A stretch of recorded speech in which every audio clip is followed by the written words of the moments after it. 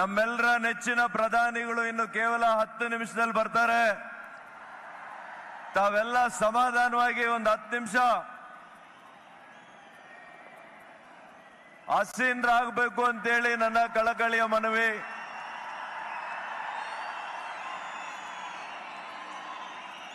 ವೇದಿಕೆ ಮೇಲೆ ಉಪಸ್ಥಿತರಿರುವ ನನ್ನೆಲ್ಲ ಆತ್ಮೀಯ ಶಾಸಕ ಸ್ನೇಹಿತರುಗಳೇ,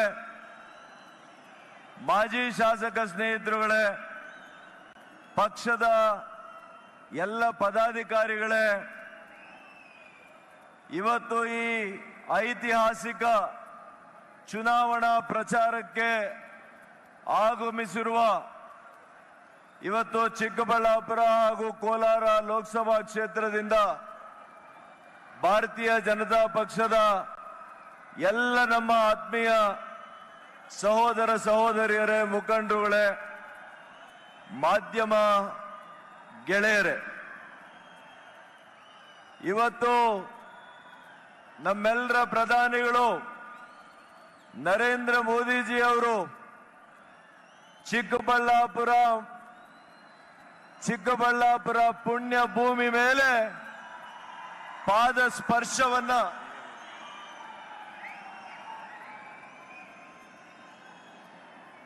ಈಗ ತಾನೇ ಆಗಮಿಸಿದ ಕರ್ನಾಟಕದ ಮಣ್ಣಿನ ಮಗ,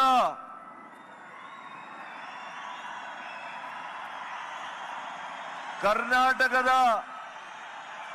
ಒಬ್ಬೇ ಒಬ್ಬರು ಈ ದೇಶದ ಪ್ರಧಾನಮಂತ್ರಿಗಳಾಗಿ, ರಾಜ್ಯದ ಮುಖ್ಯಮಂತ್ರಿಗಳಾಗಿ ಕಳೆದ 6 ದಶಕಕ್ಕೂ ಹೆಚ್ಚು ಸಮಯದಿಂದ ರೈತರ ಪರ ಹೋರಾಟವನ್ನ ಮಾಡ್ತಾ ಇವತ್ತು ನಮ್ಮೆಲ್ಲರ ಪೂಜ್ಯರು ಸನ್ಮಾನ್ಯ ಎಚ್ ಡಿ ದೇವೇಗೌಡರು ಇವತ್ತು ಬಂದಿದ್ದಾರೆ. ಅವರಿಗೆ ಹಾರ್ದಿಕ ಸ್ವಾಗತವನ್ನ ಬಯಸ್ತೇನೆ. ಇವತ್ತು ಬಂಧುಗಳೇ, ಚಿಕ್ಕಬಳ್ಳಾಪುರ ಲೋಕಸಭಾ ಕ್ಷೇತ್ರ ಒಂದು ವಿನೂತನವಾಗಿರ್ತಕ್ಕಂಥ ಕ್ಷೇತ್ರ. ಇವತ್ತು ದಕ್ಷಿಣ ಕಾಶಿ ಎಂದನೇ ಹೆಸರು ಮಾಡಿರ್ತಕ್ಕಂಥ ಶಿವಗಂಗೆಯಿಂದ ಹಿಡಿದು ಇವತ್ತು ನಂದಿ ಬೆಟ್ಟ, ದೇಶಕ್ಕೋಸ್ಕರ ತನಿ ರಕ್ತವನ್ನ ಅರ್ಪಿಸಿರ್ತಕ್ಕಂಥ ವಿದುರಾಶ್ವತ, ಗಡಿದಿಂ, ಮುದ್ದೇನಹಳ್ಳಿಯಲ್ಲಿ ಜನಿಸಿದ ಭಾರತ ರತ್ನ ಡಾಕ್ಟರ್ ಎಂ ವಿಶ್ವೇಶ್ವರಯ್ಯನವರು, ಎಚ್ ಎನ್ ನರಸಿಂಹಯ್ಯನವರು, ಬೆಂಗಳೂರಿನ ನಿರ್ಮಾತರು ಆಗಿರ್ತಕ್ಕಂಥ ನಾಡಪ್ರಭು ಕೆಂಪೇಗೌಡರು, ಅದೇ ರೀತಿ ಕೈವಾರ ತಾತಯ್ಯನವರು, ಹೀಗೆ ಪಾಪಾಗ್ನಿಯ ವೀರ ಬ್ರಹ್ಮೇಂದ್ರ ಸ್ವಾಮಿಯವರು ಬಾಲ್ಯದ ದಿನಗಳು ಕಳೆದಿರ್ತಕ್ಕಂಥ ಪುಣ್ಯ ಕ್ಷೇತ್ರ ಚಿಕ್ಕಬಳ್ಳಾಪುರ ಲೋಕಸಭಾ ಕ್ಷೇತ್ರ ಅಂತ ಹೇಳಲಿಕ್ಕೆ ಬಯಸ್ತೇನೆ. ಇವತ್ತು ಈ ನಾಡನ್ನ ಗಂಗರು, ಚೋಳರು, ಹೊಯ್ಸಳರು, ವಿಜಯನಗರದ ಅರಸರು, ನಮ್ಮೆಲ್ಲರ ಹೆಮ್ಮೆಯ ನಾಡಪ್ರಭು ಕೆಂಪೇಗೌಡರು ಆಡಳಿತ ಮಾಡಿರ್ತಕ್ಕಂಥ ಪ್ರದೇಶ ಇದು. ಇವತ್ತು ನಮ್ಮೆಲ್ಲರ ಪೂಜ್ಯರು ಶ್ರೀ ಶ್ರೀ ಶ್ರೀ ನಿರ್ಮಲಾನಂದ ಸ್ವಾಮೀಜಿರವರು ಇಲ್ಲಿ ಮಠಾಧಿಪತಿಗಳಾಗಿರ್ತಕ್ಕಂಥ ಪುಣ್ಯ ಕ್ಷೇತ್ರ ಚಿಕ್ಕಬಳ್ಳಾಪುರ ಅಂತ ನಾನು ಹೇಳಲಿಕ್ಕೆ ಬಯಸ್ತೇನೆ. ಹೊಸದಾಗಿ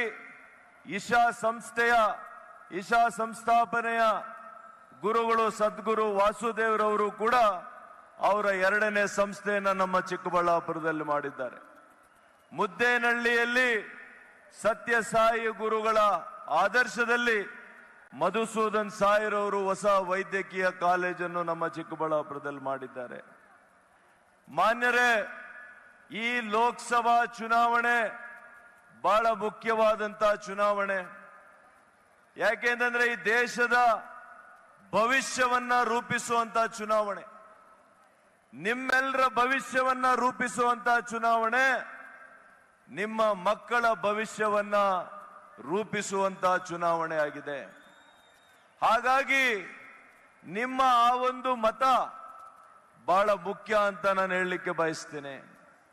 ಆ ಒಂದು ಮತ ಈ ದೇಶದ 140 ಕೋಟಿ ಜನರ ರಕ್ಷಣೆಯನ್ನ, ಈ ದೇಶದ ಅಭಿವೃದ್ಧಿಯನ್ನ ಮಾಡುವಂತ ಪ್ರಧಾನಿಗಳ ಆಯ್ಕೆಗೆ ಆ ಒಂದು ಮತ ಅವಶ್ಯಕತೆ ಇದೆ.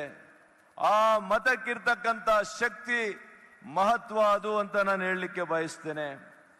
ಇವತ್ತು ನಮ್ಮ ಚಿಕ್ಕಬಳ್ಳಾಪುರ, ಕೋಲಾರ ಜಿಲ್ಲೆಗಳು ಈ ಎರಡು ಅವಳಿ ಜಿಲ್ಲೆಗಳಾಗಿದ್ದಂಥ ಸಂದರ್ಭದಲ್ಲಿ ನಮ್ಮ ಪೂರ್ವಿಕರು ನೂರಾರು ಸಾವಿರಾರು ಕೆರೆಗಳನ್ನ ಕಟ್ಟಿದ್ದಾರೆ.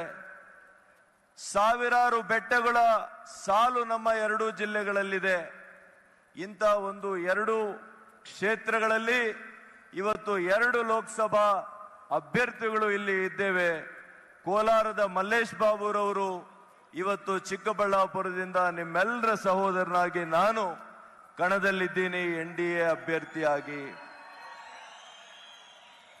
ಬಂಧುಗಳೇ, ಇವತ್ತು ಕ್ರಿಕೆಟ್ಗೆ ಹೋಲಿಕೆ ಮಾಡಿದ್ರೆ ಚುನಾವಣೆಯನ್ನ ನಮ್ಮ NDA ಕ್ಯಾಪ್ಟನ್, ನಮ್ಮೆಲ್ಲರ ನಾಯಕರು ಮಾನ್ಯ ನರೇಂದ್ರ ಮೋದಿ ಅವರಾಗಿದ್ದಾರೆ. ಆದರೆ ಇವತ್ತು ಇಂಡಿ ಕೂಟಕ್ಕೆ ಯಾರ್ ಕ್ಯಾಪ್ಟನ್ ಅಂತ ಅವ್ರಿಗೆ ಗೊತ್ತೇ ಇಲ್ಲ. ಇವತ್ತು ಯಾರ್ ಕ್ಯಾಪ್ಟನ್ ಅಂತ ಗೊತ್ತೇ ಇಲ್ಲ, ಅವರು ಹೇಳಲಿಕ್ಕೆ ಕೂಡ ಸಾಧ್ಯ ಆಗಿಲ್ಲ. ಇವತ್ತು ಖರ್ಗೆ ಅವರು ರಾಷ್ಟ್ರೀಯ ಅಧ್ಯಕ್ಷರಾಗಿದ್ದಾರೆ. ದಲಿತರ ಬಗ್ಗೆ ಕಾಂಗ್ರೆಸ್ನವರು ಬಹಳ ಮಾತನಾಡ್ತಾರೆ. ಆದರೆ ಮಾನ್ಯ ಖರ್ಗೆ ಅವರನ್ನ ಪ್ರಧಾನಮಂತ್ರಿಗಳ ಅಭ್ಯರ್ಥಿ ಅಂತ ಯಾಕೆ ಘೋಷಣೆ ಮಾಡಲಿಲ್ಲ ಅಂತ ಕಾಂಗ್ರೆಸ್ನವರನ್ನ ಕೇಳಲಿಕ್ಕೆ ನಾನು ಬಯಸ್ತೇನೆ. ಇವತ್ತು ಈ ನಾಡಿನಲ್ಲಿ ವಿಶೇಷವಾಗಿ 2 ಮುತ್ಸದ್ದಿ ನಾಯಕರುಗಳ ಸಮಾಗಮ ಆಗಿದೆ. ಅದು ನಮ್ಮ ಮಾಜಿ ಪ್ರಧಾನಿಗಳು ಸನ್ಮಾನ್ಯ ದೇವೇಗೌಡರು, ನಮ್ಮ ಪ್ರಧಾನಿಗಳು ಶ್ರೀ ನರೇಂದ್ರ ಮೋದಿ ಅವರು. ಈ ಇಬ್ಬರು ಮುತ್ಸದ್ದಿಗಳ ಮಹಾನಾಯಕರುಗಳ ಸಮಾಗಮ ಕರ್ನಾಟಕ ರಾಜ್ಯದ ರಾಜಕಾರಣದ ಧ್ರುವೀಕರಣ ಆಗಿದೆ ಅಂತ ನಾನು ಹೇಳಲಿಕ್ಕೆ ಬಯಸ್ತೇನೆ. ಹಾಗಾಗಿ ಇವತ್ತು ಈ ಭೂಮಿಗೆ ಹೇಗೆ ಒಂದು ಸೂರ್ಯನೋ, ಹೇಗೆ ಒಂದು ಚಂದ್ರನೋ, ಭಾರತಕ್ಕೆ ಒಬ್ಬರೇ ನರೇಂದ್ರ ಮೋದಿ ಅವರು ಅಂತ ನಾನು ಹೇಳಲಿಕ್ಕೆ ಬಯಸ್ತೇನೆ. ಇವತ್ತು ಬಹಳ ಜನ ಬೆಂಗಳೂರು ಬಗ್ಗೆ ಬ್ರಾಂಡ್ ಬೆಂಗಳೂರು ಅಂತ ಹೇಳ್ತಾ ಇದ್ದಾರೆ. ಇವರು ಬ್ರಾಂಡ್ ಬೆಂಗಳೂರು ಮಾಡ್ಲಿಕ್ಕೆ ಹೊರಟಿಲ್ಲ, ಇವತ್ತು ಬಾಂಬ್ ಬೆಂಗಳೂರನ್ನ ಮಾಡಲಿಕ್ಕೆ ಹೋಗಿದ್ದಾರೆ. ಕರ್ನಾಟಕದ 6.5 ಕೋಟಿ ಜನರಿಗೆ 1 ವರ್ಷದ ಹಿಂದೆ ಅನೇಕ ಸುಳ್ಳುಗಳನ್ನ ಹೇಳಿ ಇವತ್ತು ಚೊಂಬನ್ನ ನಮ್ಮ 6.5 ಕೋಟಿ ಜನರ ಕೈಯಲ್ಲಿಟ್ಟಿದ್ದಾರೆ. ಹಾಗಾಗಿ ಈ ಕಾಂಗ್ರೆಸ್ ಸರ್ಕಾರ ಚೊಂಬು ಬಾಂಬಿನ ಸರ್ಕಾರ ಅಂತ ನಾನು ಹೇಳಲಿಕ್ಕೆ ಬಯಸ್ತೇನೆ. ಆದರೆ ಇವರು ಮಾತ್ರ ನಾಯಕರುಗಳು ದಿಂಬಾಕೊಂಡು ಚೆನ್ನಾಗಿ ಮಲ್ಕೊಂಡಿದ್ದಾರೆ. ಹಾಗಾಗಿ ಇವತ್ತು ಮಾನ್ಯ ನರೇಂದ್ರ ಮೋದಿ ಅವರಿಗೆ 2 ಸಲ ಅವಕಾಶ ಬಂತು. ಮೊದಲನೇ ಸಲ ಅವಕಾಶ ಬಂದಾಗ ರಾಷ್ಟ್ರಪತಿಗಳನ್ನ ಪರಿಶಿಷ್ಟ ಜಾತಿಯ ರಾಮನಾಥ್ ಕೋವಿಂದ್ ಅವರನ್ನ ಆಯ್ಕೆ ಮಾಡಿದ್ರು. ಅದೇ 2ನೇ ಬಾರಿ ಮತ್ತೆ ಅವಕಾಶ ಬಂತು. ಒಂದು ಬುಡಕಟ್ಟು ಜನಾಂಗದ ಬಡ ಪರಿಶಿಷ್ಟ ಜಾತಿಯ ಮಹಿಳೆಯನ್ನ ಶ್ರೀಮತಿ ದ್ರೌಪದಿ ಮುರ್ಮುರನ್ನ ರಾಷ್ಟ್ರಪತಿಗಳನ್ನ ಮಾಡಿರುವಂತ ಹೆಗ್ಗಳಿಕೆ ನಮ್ಮ ಧೀಮಂತ ಪ್ರಧಾನಮಂತ್ರಿಗಳು ಶ್ರೀ ನರೇಂದ್ರ ಮೋದಿ ಅವರದು ಮತ್ತು ಕೇಂದ್ರ ಬಿಜೆಪಿ ಸರ್ಕಾರ ಅಂತ ನಾನು ಹೇಳಲಿಕ್ಕೆ ಬಯಸ್ತೇನೆ. ಅಂತವರನ್ನ ಕಾಂಗ್ರೆಸ್ನ ಎಲುಬಿಲ್ಲದ ನಾಲಿಗೆ, ಸಂಸ್ಕಾರ ಇಲ್ಲದ ನಾಲಿಗೆಗಳು ಅವನು ಇವನು ಅಂತ ಕರೀತಾರೆ. ರಾಷ್ಟ್ರಪತಿಗಳನ್ನ ಅವಳು ಇವಳು ಅಂತ ಕರೀತಾರೆ. ಆದರೆ ಆಸ್ಟ್ರೇಲಿಯಾ ಪ್ರಧಾನಮಂತ್ರಿಗಳು ಆಂಥೋನಿ ಆಲ್ಬನೀಸ್ ನಮ್ಮ ಪ್ರಧಾನಿಗಳನ್ನ ಬಾಸ್ ಅಂತ ಕರೀತಾರೆ.